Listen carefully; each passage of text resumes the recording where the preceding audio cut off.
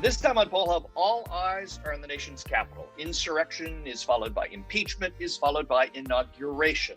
There is a lot of polling that has been done by a number of organizations, including us, around these events, and we are going to discuss this data and the events themselves with David Lightman, McClatchy's man at the Capitol. No one knows it better. There's no time to waste, so let's get to it. And hi, everybody. Welcome to Poll Hub. I'm Jay DeDapper, Director of Innovation here at the Marist Poll. And I'm Mary Griffith, Media Director for the Marist Poll, filling in for Barbara Carvalho today.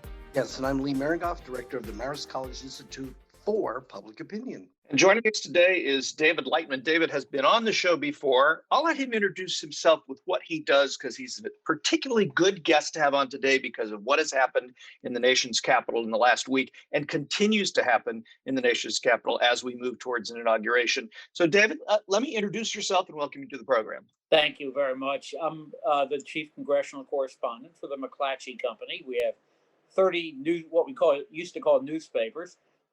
Sacramento Bee, Kansas City Star, Miami Herald, and so forth, all around the country.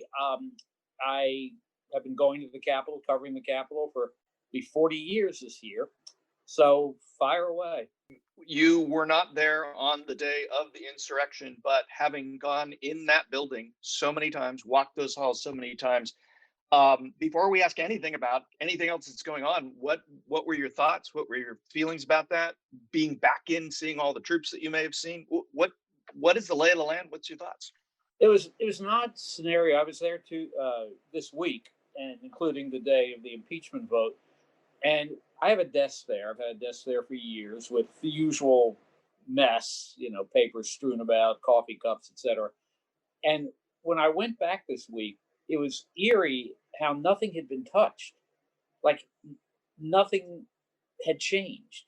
And what was particularly strange was that once I parked my car in the usual place, I'll get to that in a minute, everything was normal. In other words, I walked in the same entrance, the same two police officers screened me.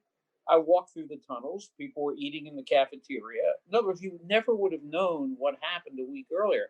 And then when I went to the Capitol itself, as I say, the press room is on the third floor of the Capitol. Capitol has, 3 main floors. And walked in, my desk was untouched. Newspapers were being delivered. It was clean, like nothing ever happened. Yesterday, that is Wednesday, the day of the impeachment vote, was the same, except outside the perimeter, the 7-foot fence had gone up. There were National Guard troops in camouflage, armed everywhere. If you went into the visitor center, which is where generally reporters and lawmakers and staffs don't go, it was like an army base. You've seen the pictures of people mobilizing, resting, and so forth. So it's a strange dichotomy. You walk through the rotunda yesterday, which is where you've seen the pictures of the insurrectionists, and again, it was peaceful. You could sit on the bench and look at the nice statues. And it's very strange. There were telltale signs of what happened. There were windows boarded up.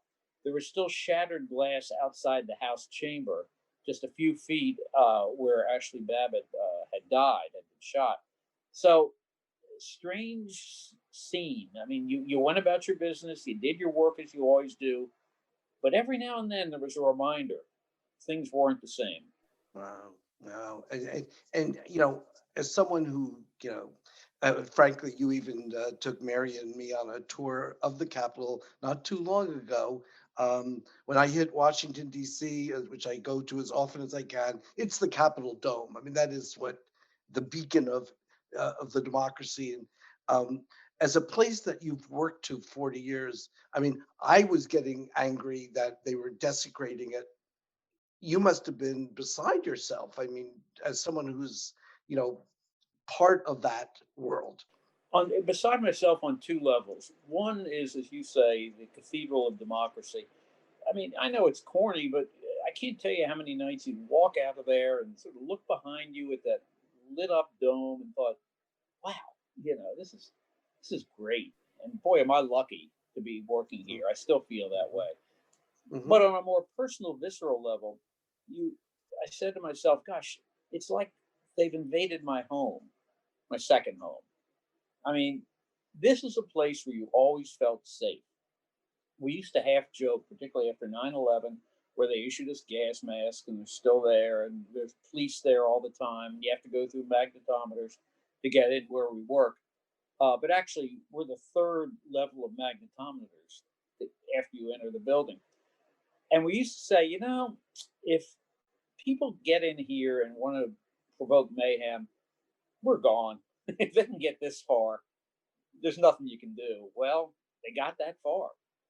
Never thought it would happen. It's one of these things like the guy who wakes up every morning predicting there's going to be a plane crash, and eventually there is. Well, that's what happened here. So, but that said, this week I didn't feel unsafe.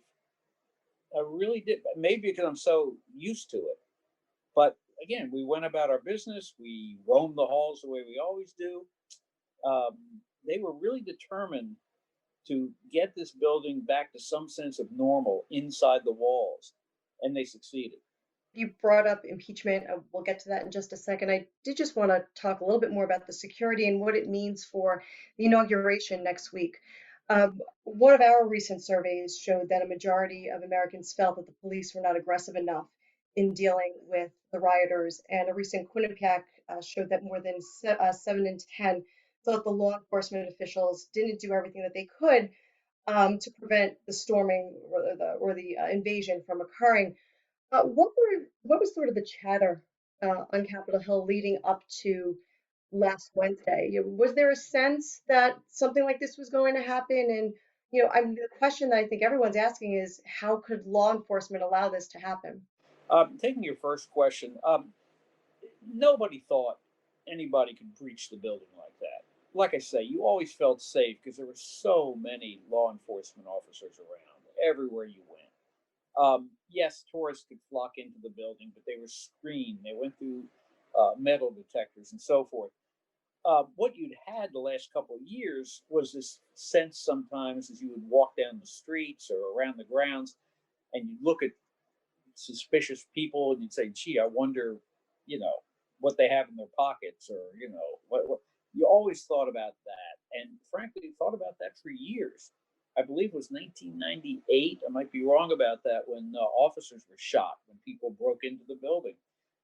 Actually, I can go back to the early 80s when a bomb went off outside the Senate chamber under a bench just outside the doors. And the next day you walked in and that area looked like, a war zone. And yet, again, you felt safe inside the building. So, as far as, I think the second question was, were the police too lax? That's a hard one to answer because I know a lot of police officers there. I see them every day. These are the people you gossip with about football and the weather and whatever. It's very hard for me to be critical of the police.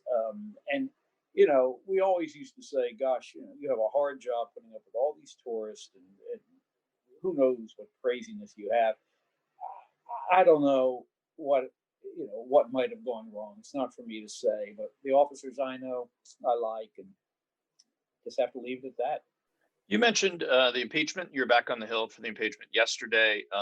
There's been a lot of polling around this. The president has now been impeached twice, the only president in U.S. history. Whether he is tried in the Senate and convicted, another day, another story. But what do you think this impeachment means? And I want to frame it again in the polls. Our polls from earlier this month, and then there's some other polls that are out, all of which show that it's either a split. Americans are pretty split about whether they think he should be removed, impeached and removed, or not. And whether that split makes, in this climate, whether a split in political opinion makes any difference at all to what happens next. That's a great question. And it's a good question to revisit in a couple of weeks. I mean, look, it's no news that President Trump is a polarizing figure. And there are a lot of Republicans yesterday who you talked to, and you saw it actually in the debate, who hate what happened. They all hate what happened, but feel that impeaching him is just the equivalent of a political lynch mob. They also fear you're going to further divide the country. We'll see. I mean, when Joe Biden is sworn in a week, he's going to make a real passionate call for unity. I think there will be some humility, particularly in the Senate. I think some of the fights that we had expected, particularly over Biden appointees, aren't going to materialize. Will the polarization ease? I don't see that, no, because remember, only 10 House Republicans voted for impeachment yesterday. So that still tells you there's a lot of passion out there. It's only 5%. Yeah, 5% of the entire caucus. Yeah. So we'll see, but I'm not overly optimistic that the divide's going to heal that much. What is your, as I'm thinking about the next step in the process, the person who's very enigmatic right now is Mitch McConnell, because I know Lindsey Graham will change his position on a dime. That's not a surprise to me. Mitch McConnell, has been surprising in all this. His calling before Georgia, referring to Joe Biden as president-elect, and then since then, and it's hard to read where he is on this. You know people around Mitch McConnell. You've known him for a long time. What are you looking for as cues to what's going through his mind right now? Well, the first is obviously how closely he does work with the new president. That's going to be a key. Biden will be unveiling a detailed economic plan this week. It's not the kind of plan Republicans have embraced. Will McConnell work with him to compromise? Last year there was nothing, no economic relief plan from April until the end of December, because the two sides just couldn't get together. So let's see if McConnell sort of reverts to the old McConnell back in 2008, 2009, when he did work with Democrats in the House, when he did work with President Obama and Vice President Joe Biden, by the way. So I think the economic plan is the first signal as to if we get an economic package by March 1st, yeah, it's a different day and time. But if not, if it's just everybody in their corner spitting at each other, no, we'll know fairly quickly. Does the Senate have the capacity to do impeachment trial and start the 100 days of the Biden administration, or is it either or for practical purposes? No, they can do both. I believe they did both during the Trump trial back in early 2020. They did half a day of this and half a day of that. The question, though, if they do a trial, does that just further inflame the passions? Does it further divide Republicans and Democrats?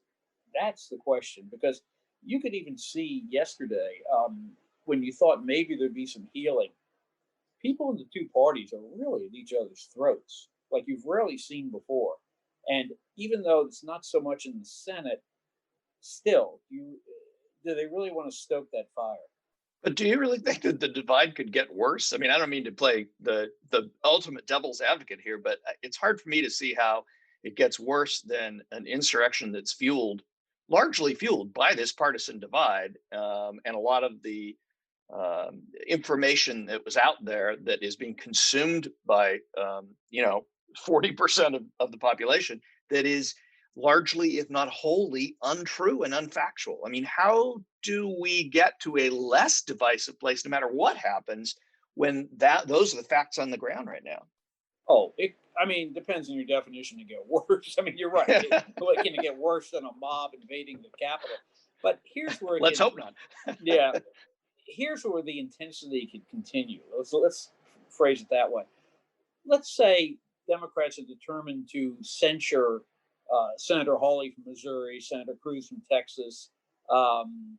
Let's say Democrats urge people to confront Republicans, as one representative, I believe, did, in the grocery stores and all this. In other words, if the two sides further inflame this thing, yeah. Now, I think the Capitol is going to be so darn secure, but yeah, there's a lot of signs this may not improve anytime soon. Yeah, I guess the insurrection on the Capitol is one thing, civil war is another, and to go to the extreme, I mean, it could get worse. It's a good point. I mean, it doesn't happen at the Capitol; it happens in every state capital. It happens in every airport. It happens in every supermarket. I get it. It's fair. Do you see any chance that Republicans and Democrats, especially in the House, where so much is baked in because of the way that the districts are set, the way that primaries are, you're elected in a primary by your most passionate supporters, your most left or most right, depending on the party. Is there any reason to think that this is some sort of a turning point? That there could be that this is the beginning of something as opposed to the end or the middle of something? I compare it to the period after 9/11, where, and go back to your question a minute ago, will this be, will this continue? Remember, after 9/11, we didn't know what would come next. Our worst fears had been imagined, and we were always on edge that, something horrible was going to happen any minute. Okay. And we see how that played out. We don't know.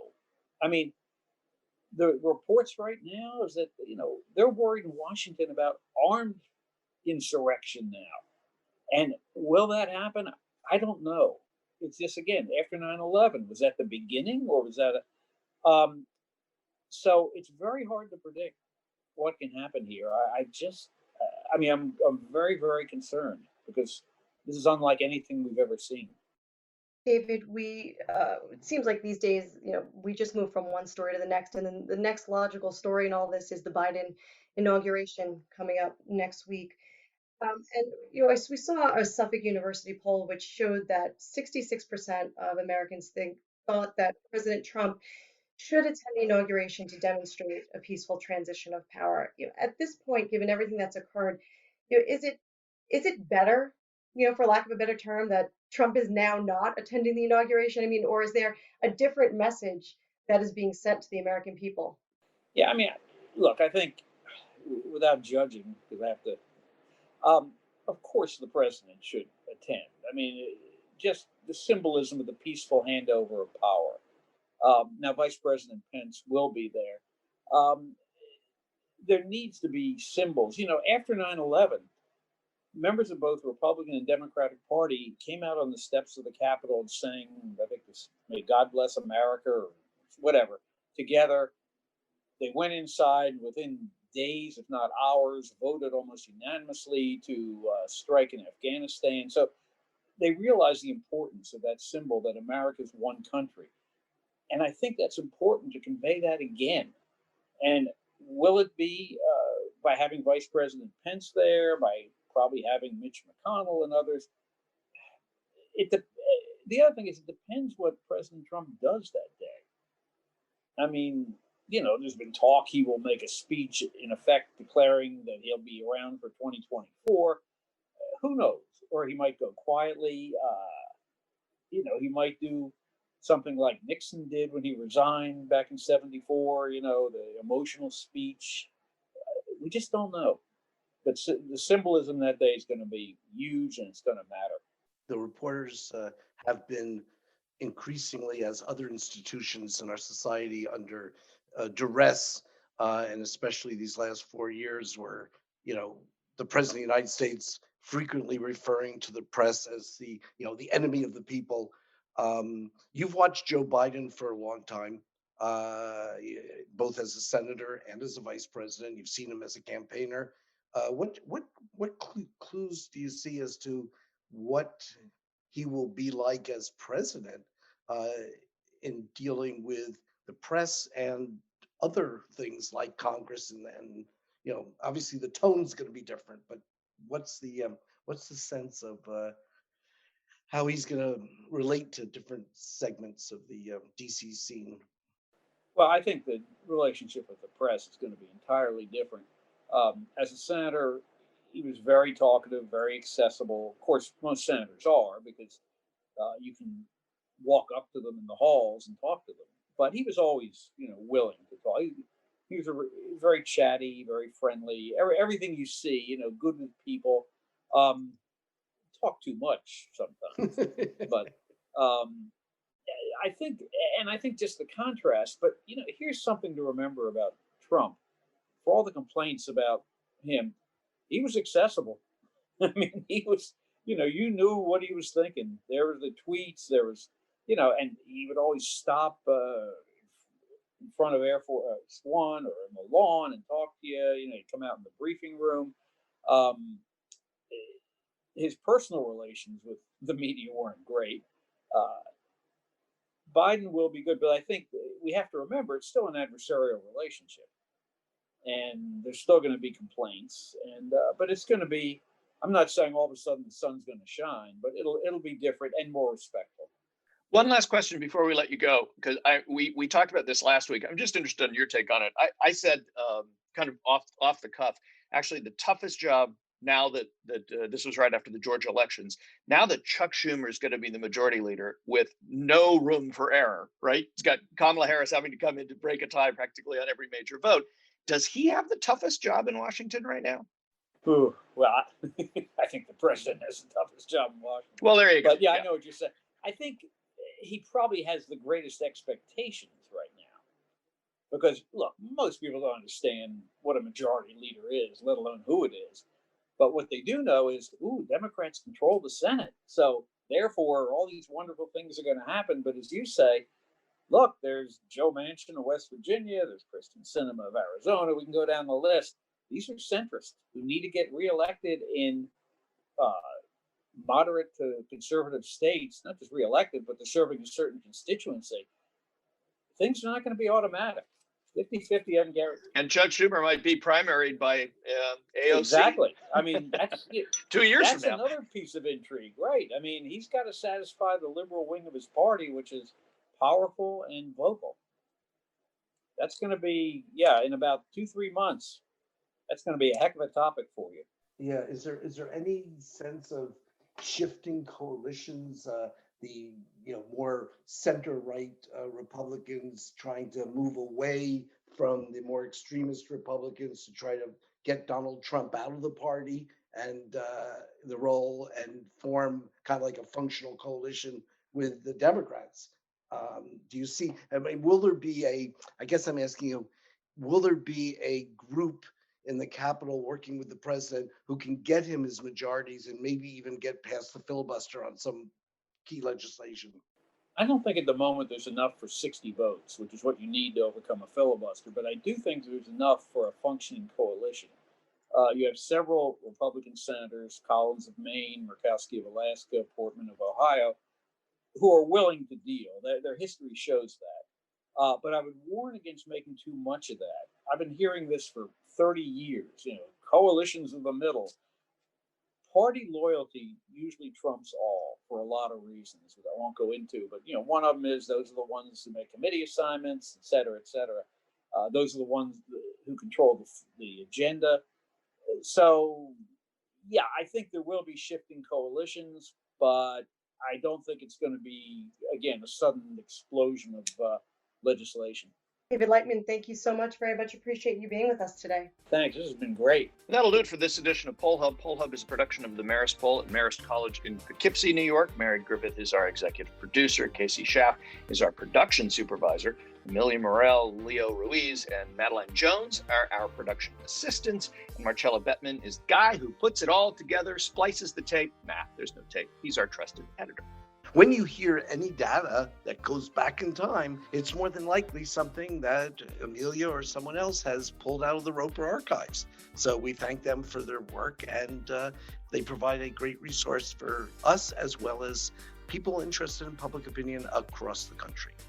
If you have questions or comments, reach out to us on social media. We're at Marist Poll on Twitter and Marist Poll on Facebook and Instagram.